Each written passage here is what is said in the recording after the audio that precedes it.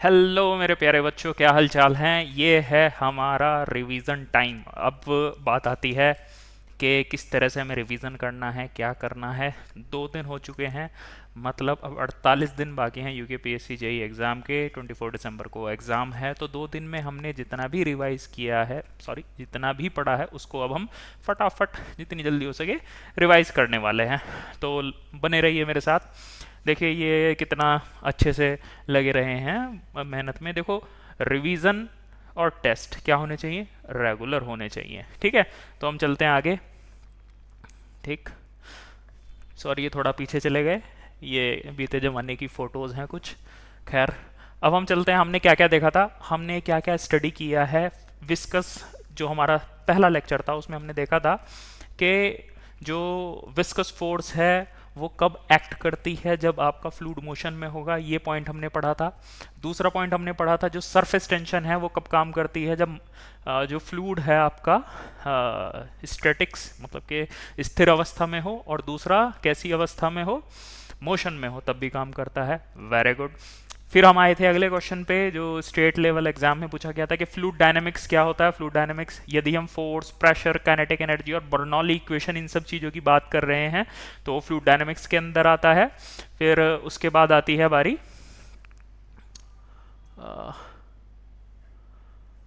Next, yes, फिर fluid kinematics की। अगर हम जो पाइप है, जैसे ये पाइप हो गया, ये पाइप हो गया, इसमें वेलोसिटी, एक्सेलरेशन, स्ट्रीमलाइन, ये सब चीज़ें अगर हम देख रहे हैं तो हम किस बारे में बात कर रहे हैं, हम फ्लूइड काइनेमेटिक्स के बारे में बात कर रहे हैं। फिर इसके बाद हमने इस प्रॉपर्टी को पढ़ा था और इस पे क्वेश्चन किए थे, क्या मास डेंसिटी। मास डेंसिटी का क्या फॉर्मूला होता है, mass upon volume. SI unit क्या होती है बच्चों, बताओ फटाफट।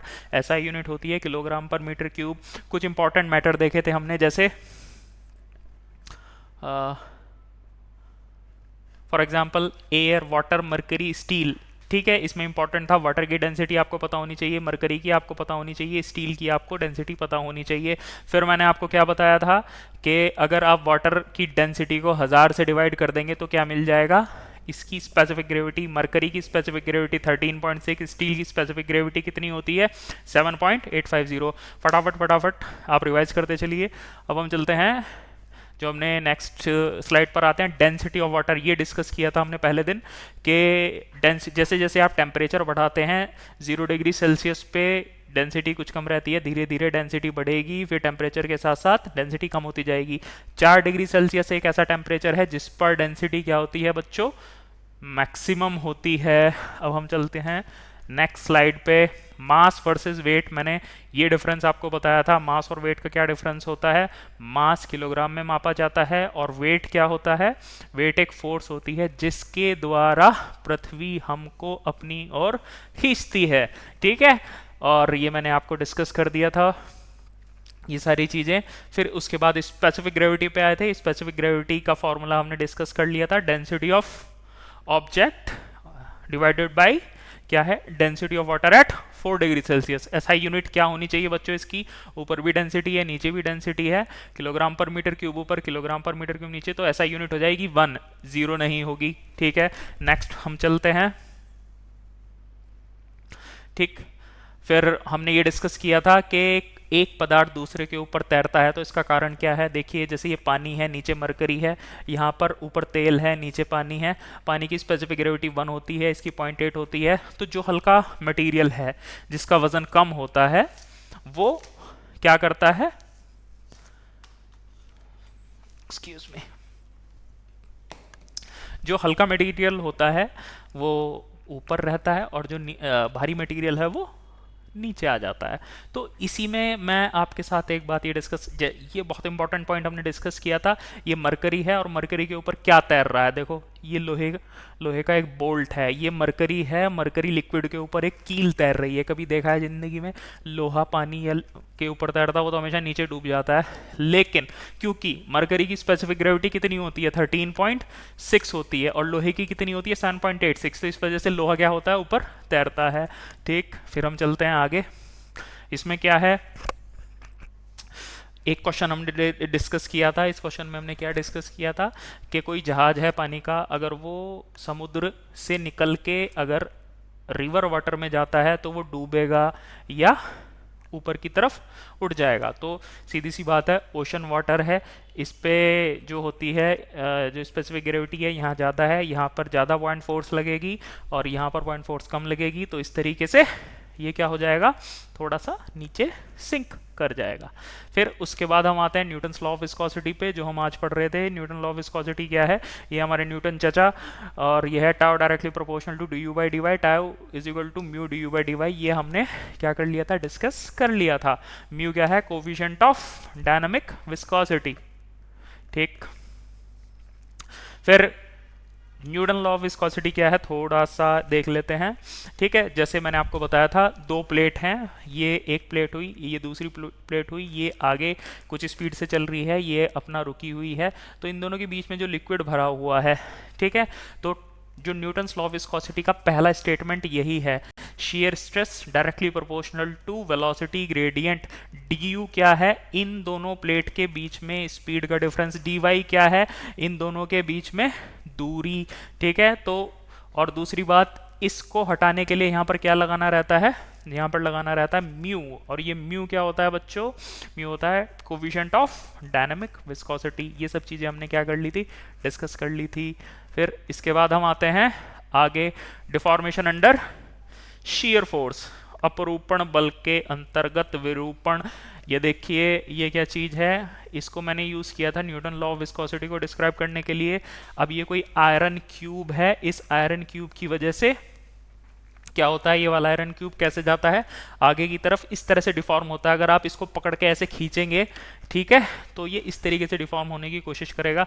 आयरन क्यूब छोड़ो, आप इसको मान लो ये कोई रबड़ है, तो इस तरीके की डिफॉर्मेशन को क्या बोलते हैं, शीयर डिफॉर्मेशन बोलते हैं। और ये जो है, ये किस तरीके से आपका देखने में लग रहा है, ये सिमिलर लग रहा है देखने में, तो इसलिए कहते हैं कि जो जब कोई तरल या पानी या कोई लिक्विड मूव करता है तो क्या होता है, तो होता है डिफॉर्मेशन अंडर शीयर फोर्स। ठीक, चलो अब हम चलते हैं आगे। आप यहाँ पर भी देख सकते हैं, जैसे ये किसी पाइप का क्या है, क्रॉस सेक्शन है, लॉन्गिट्यूडनल क्रॉस सेक्शन है। जैसे ये कोई पाइप है और इसको मैं अगर ऐसे काट दूं तो ये कैसे दिखेगा, इस तरीके से दिखाई देगा। इसकी टॉप की लेयर ये है, उससे थोड़ी लेयर ये है, क्योंकि ये पानी की सतह इस बाउंड्री से लगी हुई है, तो यहाँ पर वेलोसिटी जीरो, फिर थोड़ी सी ज़्यादा, फिर थोड़ी ज़्यादा, फिर थोड़ी ज़्यादा, फिर थोड़ी ज़्यादा। तो जिस तरीके का यहाँ पर है उसी तरीके का यहाँ पर, तो यही हमने अभी डिस्कस किया था आज के लेक्चर में। ठीक है, हम आगे क्या पढ़ने वाले हैं, जो आगे की स्ट्रेटजी होने वाली है, जो हमने बताया था फ्लूइड मैकेनिक्स हमें 10 दिन में ख़त्म करना है। कब तक ख़त्म करना है, 3 से 12 नवंबर में। तो हमें अब अपनी स्पीड बढ़ानी पड़ेगी। 1 दिन हो गया, 2 दिन हो गया, अब हम चलेंगे रफ्तार पे। ठीक है, फिर उसके बाद हमें इरिगेशन और हाइड्रोलॉजी समझनी है, रिवाइज करनी है। 13 से 27 नवंबर सबसे ज़्यादा टाइम हम इस पे देंगे, कोशिश करेंगे पहले हो जाए। फिर उसके बाद हम सोम पे आएंगे, फिर स्टील पे आएंगे, सॉइल मैकेनिक्स पे, और बाकी जो बचा, ठीक है, साथ में रिवीजन चलता रहेगा। टेस्ट, दुनिया भर के टेस्ट चल रहे हैं आजकल उत्तराखंड में, जहां तुम्हारा मन है दे दो। ठीक है, बाकी वीकली मैं भी टेस्ट देता रहूँगा। मैंने आपको बताया है सिली मिस्टेक्स आपको नोट करनी है। ठीक है, और जो कंटेंट आप कहीं पे भी पढ़ रहे हैं, ठीक है, ऑल ओवर इंडिया चाहे कहीं भी हो, और जो मेरा कंटेंट है, ठीक है, मैं उसकी गारंटी करता हूँ कि this will be much better, जिस आप जहाँ पे पैसे देके पढ़ रहे होंगे और यहाँ यूट्यूब पे चल रहा है। ठीक है, खैर अब आगे देखते हैं। ये क्वेश्चन हम कल डिस्कस करने वाले हैं न्यूटन्स लॉ ऑफ विस्कोसिटी पे। आज इस क्वेश्चन पर आके हमने क्या कर दिया था, रोक दिया था। ये इंजीनियरिंग सर्विसेज एग्जामिनेशन 2019 का क्वेश्चन है। ये क्वेश्चन कराने का पर्पज़ ये है कि इसमें जो छोटे छोटे पार्ट हैं वो यूकेपीएससी या जेई लेवल के एग्जाम में या एसएससी के मेंस के एग्जाम में पूछे जा सकते हैं, या एसएससी में ये क्वेश्चन डायरेक्ट आ सकता है। ठीक है, तो अब हम चलते हैं आगे। ये कंसेप्ट हम सीखने वाले हैं, शियर फोर्स, शियर स्ट्रेस। जो शियर फोर्स होती है आपकी, क्या होती है, shear stress into area, tau into A होती है। Well and good. ठीक है, आगे हम पढ़ने वाले हैं हुक्स लॉ। ये हमारे दूसरे चचा हैं, इनका नाम है मिस्टर हुक। ठीक है, ये स्प्रिंग्स लगे हुए हैं, किस तरीके से हुक्स लॉ होता है, फोर्स इज इक्वल टू के एक्स। जितना ज़्यादा एक्स होगा, जितना ज़्यादा स्प्रिंग को खींचेंगे, उतनी ज़्यादा फोर्स लगानी पड़ेगी। इन्होंने इतनी सी बात बताई थी, लेकिन ठीक है, ये आजकल हुक्स लॉ पे क्या कहना चाहिए, हमारी जो एक तरीके से अर्थक्वेक इंजीनियरिंग है, कि भाई ये जो बिल्डिंग है अर्थक्वेक आएगा, बचेगा कि गिरेगा, ये सब हुक्स लॉ पर बेस्ड है। ठीक है, thank you very much sir. अब उसके बाद हम चलते हैं आगे। आगे हम क्या न्यूटोनियन फ्लूइड्स हम देखेंगे। न्यूटन की बात मानने वाले फ्लूइड कौन कौन से हैं? पानी है, हवा है और गैसोलीन है, मतलब पेट्रोल और डीजल हैं। ये चीज़ हम पढ़ने वाले हैं। इसके बाद हम देखेंगे कि आइडियल प्लास्टिक और बिंगम प्लास्टिक, ये फ्लूइड कौन से होते हैं? सुबह ही सुबह ब्रश करते हो बच्चों या नहीं करते? करते होंगे तो ठीक है। ये क्या है? ये है ड्रिलिंग मड, ये सीवर पाइप नहीं है, तो ये सब बिंगम प्लास्टिक। तो जितने भी हमारे नॉन न्यूटोनियन फ्लूइड है वो हम पढ़ने वाले हैं। उसके बाद विस्कोसिटी की क्या क्या टाइप होती है, डायनेमिक विस्कोसिटी और काइनेमेटिक विस्कोसिटी। आज तक आपने पढ़ा होगा डायनेमिक विस्कोसिटी क्या होती है, काइनेमेटिक विस्कोसिटी क्या होती है, पर इनमें फ़र्क क्या होता है वो हम आगे पढ़ने वाले हैं कल वाले लेक्चर में। ठीक है बच्चों। फिर उसके बाद आती है dynamic viscosity, resistance to flow when an external force is applied. मतलब देखो यहाँ पे मम्मी क्या कर रही है अपनी बिटिया को बेटा पढ़ पढ़ पढ़। ठीक है, तो इस तरीके से मैं चीज को समझाने वाला हूं कि डायनामिक और काइनेमेटिक में विस्कोसिटी में क्या फर्क है। ठीक है, ये थोड़ी शॉर्ट वीडियो रहेगी तो ठीक है, बाकी एक्सप्लेनेशन हम आगे वाली वीडियो में देख सकते हैं। तो डायनामिक विस्कोसिटी ये है आपकी resistance to flow when an external force is applied. मतलब कि इस तरीके का इक्विपमेंट होता है जिसकी हेल्प से हम डायनामिक विस्कोसिटी कैलकुलेट करते हैं। यहाँ से हम सक्शन लगाते हैं, ये विस्कस फ्लूइड आपका ऊपर खींचा जाता है। मतलब आप बाहर से प्रेशर लगा रहे हैं, जैसे अब इससे पिछली वाली उसमें मम्मी कह रही थी बेटा पढ़ाई करो, तो इसी तरीके से कुछ आगे हम डिटेल में पढ़ेंगे। ठीक, यूनिट ऑफ डायनामिक विस्कोसिटी, इस पे लगभग हजारों क्वेश्चन आते हैं। एक पॉइस कितने के बराबर होता है, 1 न्यूटन सेकंड पर मीटर स्क्वायर कितने के बराबर होता है, ये चीज़ हम पढ़ने वाले हैं। फिर उसके बाद हम आते हैं वाटर और मरकरी, इनकी ये भी पूछ ली जाती है। जो डायनामिक विस्कोसिटी है वाटर की कितनी होती है, मरकरी की कितनी होती है, 20 डिग्री सेल्सियस और स्टैंडर्ड एटमॉस्फेरिक प्रेशर पे कितनी होती है, ये आपको पता होना चाहिए। ठीक है, फिर इसके बाद हम देखने वाले हैं कि जो कैपिलरी इफेक्ट है, वो थोड़ा सा कैपिलरी इफेक्ट के बारे में पढ़ेंगे।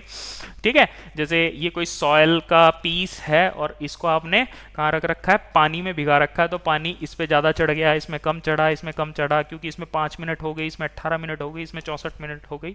ये हम डिटेल में स्टडी करने वाले हैं।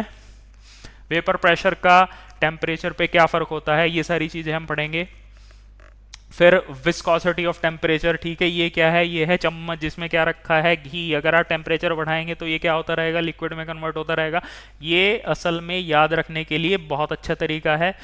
हजारों बार एग्जाम में क्वेश्चन पूछा गया है। क्या पूछा गया है कि variation of viscosity with temperature, temperature बढ़ाने में लिक्विड का विस्कोसिटी में क्या फर्क पड़ता है। सबको आंसर पता है कि भाई विस्कोसिटी कम होती है, लेकिन गलत लगा के आ जाते हैं। क्यों? क्योंकि दिमाग में चीज़ें फोटो सेट नहीं बैठा है। मेरे दिमाग में तो सीधे विस्कोसिटी की और टेम्परेचर की बात आती है तो घी याद आ जाता है। देखो क्या हालत हो रखी है। ठीक है, चलो अब आगे। ठीक है, अरे ये तो पुराने ज़माने की फ़ोटो है भाई, हट जा हट जा। अरे रुक गया यार ये तो। ठीक है, तो ठीक है, मिलते हैं कल तीसरे दिन में और ये सब चीज़ें हम पढ़ने वाले हैं। All the best.